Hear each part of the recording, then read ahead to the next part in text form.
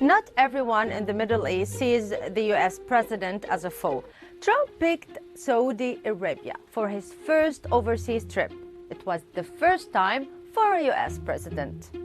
2 weeks later, Saudi Arabia, United Arab Emirates, Bahrain, and Egypt imposed an air, sea, and land blockade on Qatar, accusing Doha of maintaining cordial relations with Trump's foe, Iran, and supporting terrorism. Initially, President Trump didn't hide his bias. But the American stance towards the Gulf spat changed eventually. Why? Plenty of reasons. One, a GCC crisis would harm the energy sector and negatively affect the US. Two, the Pentagon was worried about its largest military base in the Middle East, hosted by Qatar.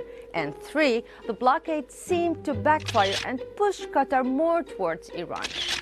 President Trump sold arms deals to both Saudi Arabia and the United Arab Emirates, despite US congressional criticism of Saudi's role in the war in Yemen. And the next step after sending all these weapons into the region? A peace deal. After decades of Arab unity over Israel, Trump has overseen the normalization of ties between the United Arab Emirates, Bahrain, and Israel.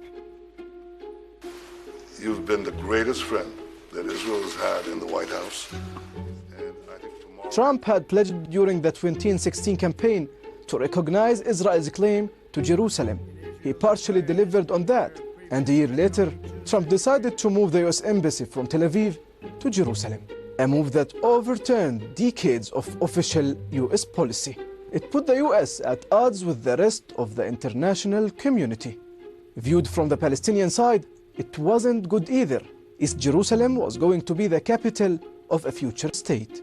But for Trump, that was one step in the pursuit of peace in the region. He came up with a plan that suggests a Palestinian state in about 70% of the West Bank, all of Gaza, and with its capital on the fringe of East Jerusalem.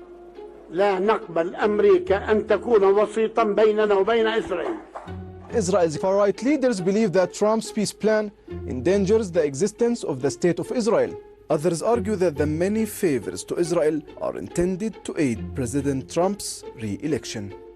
But if that doesn't happen, then any Democrat who succeeds Trump will clash with Israel.